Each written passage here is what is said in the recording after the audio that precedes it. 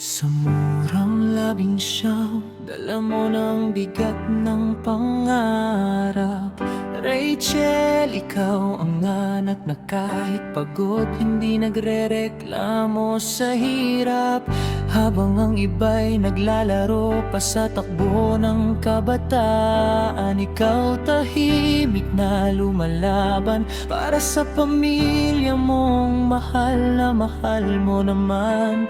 Bawat araw na bumabangon ka, hindi lang para sa sarili, kundi para iyahon ng tahanang sa'yo ay kumakapit sa pag-ibig na totoo at dalisay lagi.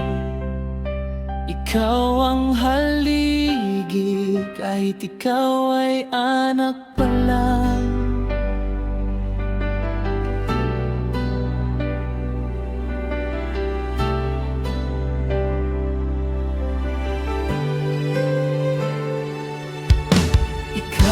Lakas kahit minsan gusto mo nang sumuko sa bigat ng mundong walang pakilala.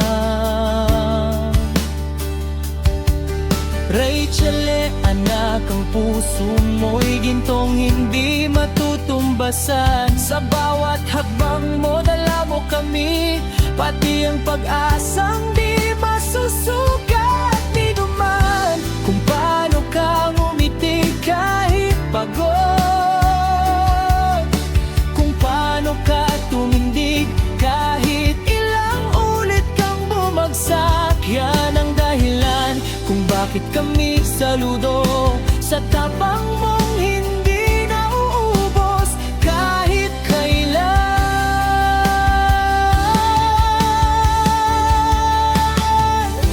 Kung tunay na bayani ang hinahanap, hindi malayo ang pupuntahan.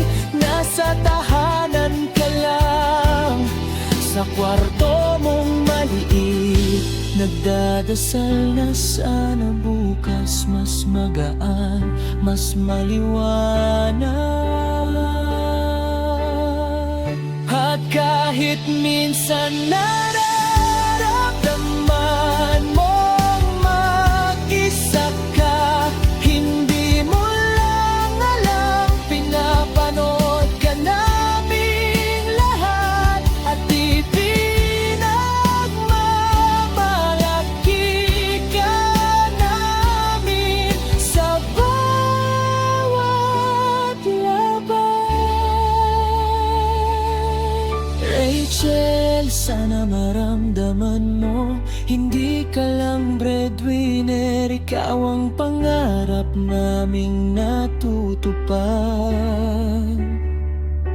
Ikaw ang dahilan ng pag-asa, ikaw ang anak na handang magmahal ng higit pa sa sarili niya. At sa bawat pagod na nararamdaman mo, naway may yakap na magpapaalala. Anak, hindi ka nag-iisa, at salamat sa lahat ng ginagawa mo. Ikaw ang himig ng aming buhay.